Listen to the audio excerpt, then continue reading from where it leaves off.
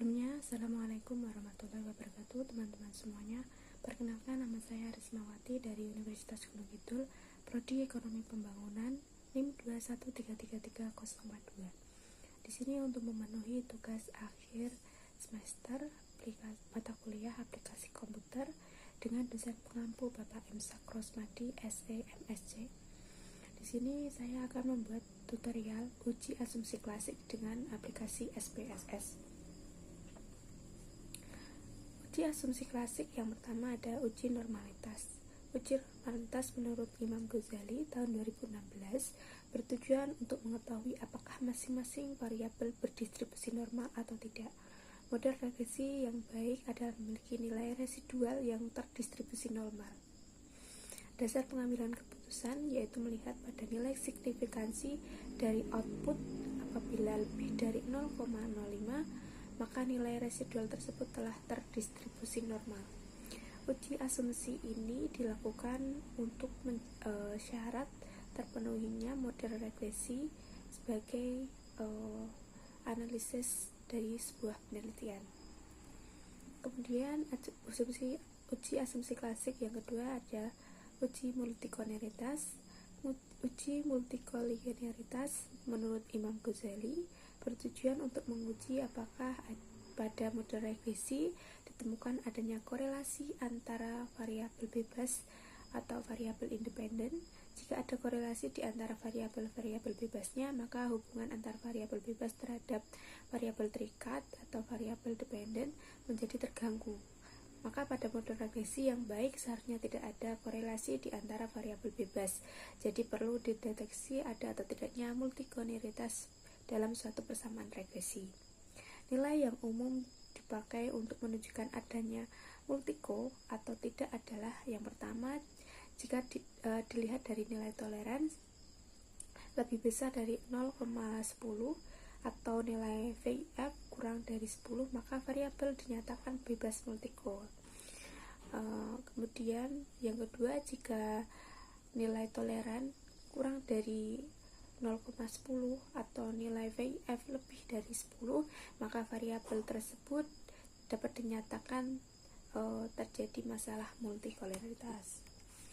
Kemudian selanjutnya yang ketiga ada uji heteroskedastisitas. Menurut Imam Ghazali bertujuan untuk menguji apakah dalam model regresi terjadi ketidaksamaan varian dari residual atau pengamatan ke pengamatan yang lain.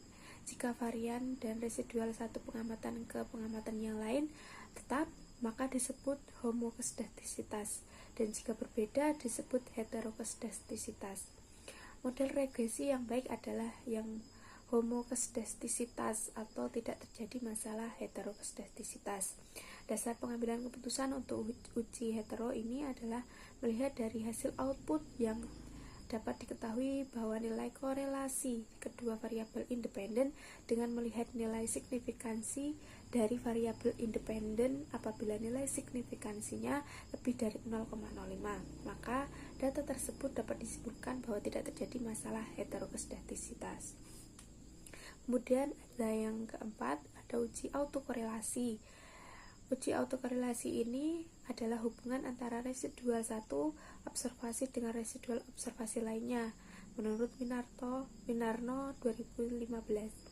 Dan menurut Ghazali, uji autokorelasi bertujuan untuk menguji apakah dalam model regresi linear ada korelasi antara kesalahan pengganggu pada periode T dengan kesalahan pengganggu pada periode T dikurangi 1 atau periode sebelumnya. Menurut Ghazali, dasar pengambilan keputusan dalam uji autokorelasi yaitu yang pertama, apakah 0 itu berarti 0 kurang dari D kurang dari DL, berarti tidak ada autokorelasi positif dengan keputusan ditolak. Kemudian yang kedua, apakah DL kurang dari atau sama dengan D kurang dari sama dengan DU, berarti tidak ada autokorelasi positif dengan keputusan nomor decision. Terus yang ketiga, apabila D dikurangi DL kurang dari D kurang dari 4, berarti tidak ada korelasi negatif dengan keputusan ditolak. Kemudian yang keempat, apabila apabila 4 dikurangi DU kurang dari sama dengan D kurang dari 4 dikurangi DL, berarti tidak ada korelasi negatif dengan keputusan. Di sini saya akan mencoba tutorial uji asumsi klasik pada sebuah penelitian yaitu tentang analisis pengaruh jumlah penduduk dan angka harapan hidup terhadap laju pertumbuhan ekonomi di Kabupaten Gunung Kidul tahun 2006 sampai 2022. Ini hanya menjadi contoh saja bagi teman-teman semuanya. Ini contoh datanya. Saya mengambil data dari 2006 sampai 2022. Jumlah datanya ada 17.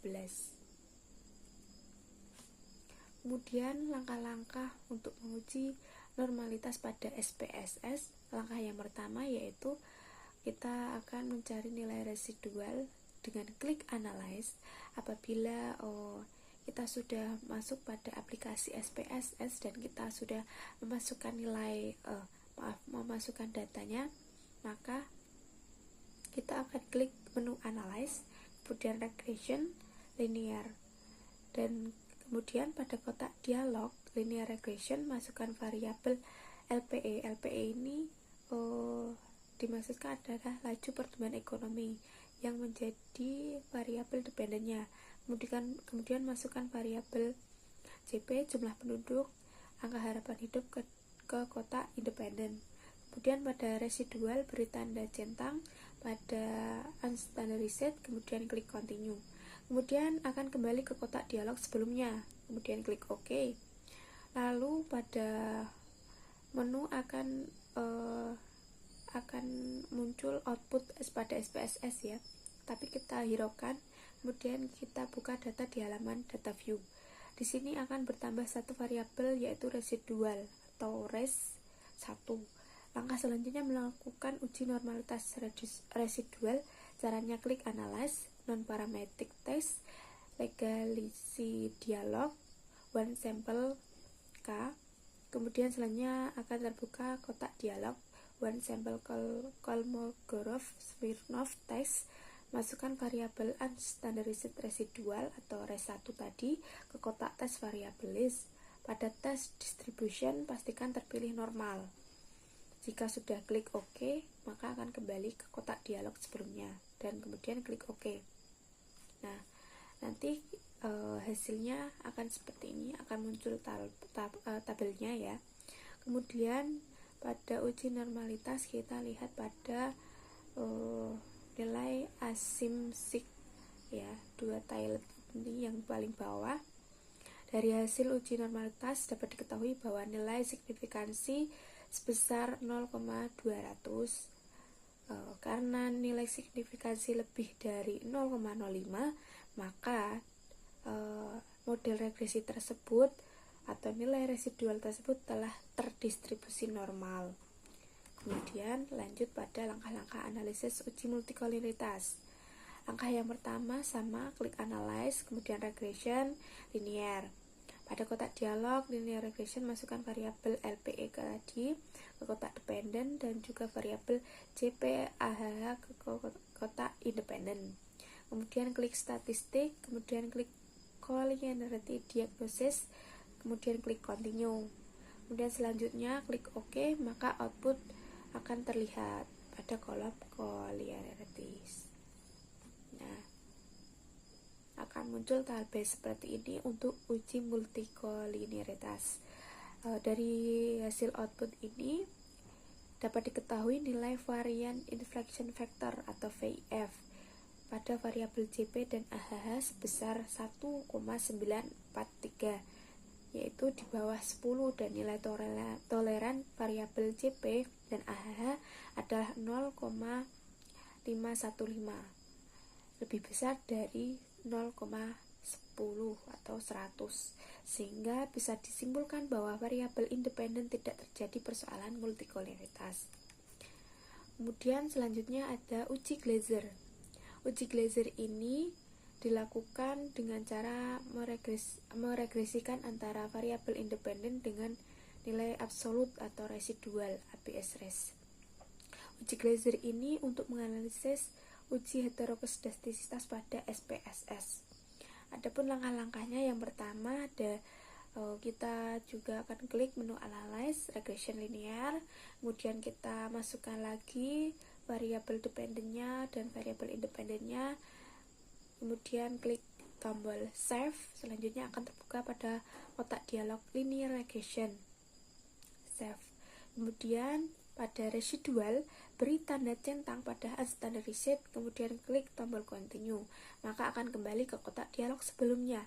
Klik tombol OK, hiraukan hasil output pada SPSS-nya.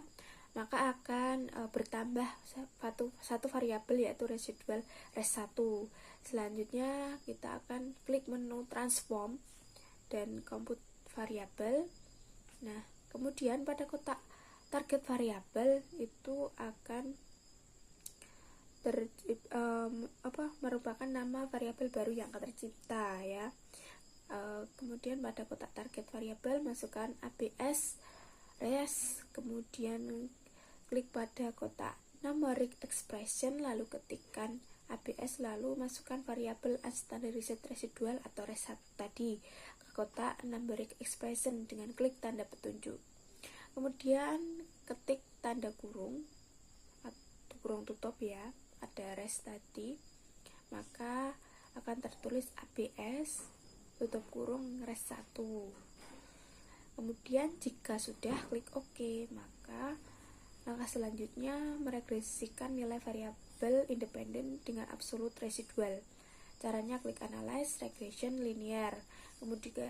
Kemudian pada kotak dependennya kita tidak masukkan variabel LPE tadi, tapi kita akan ganti pada ABS res tadi. Kemudian klik OK.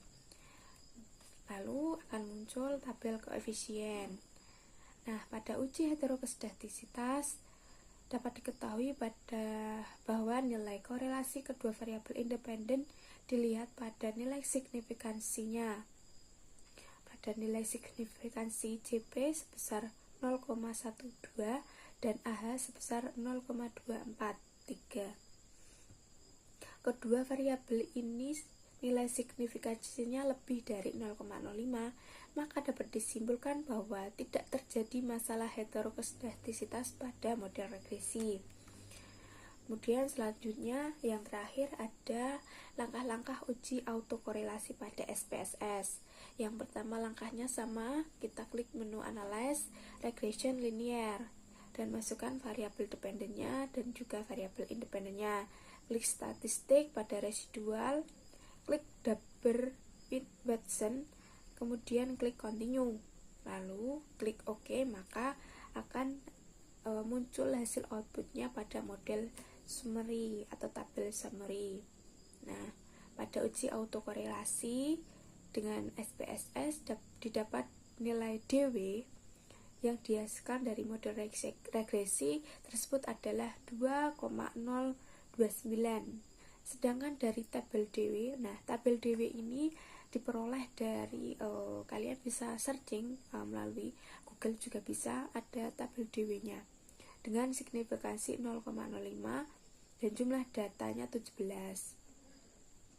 Dan juga variabel independennya ada 2, diperoleh nilai DL sebesar 1,0154 dan DU sebesar 1,5361. Nah, nilai DL dan nilai DU ini dilihat pada tabel DW tadi.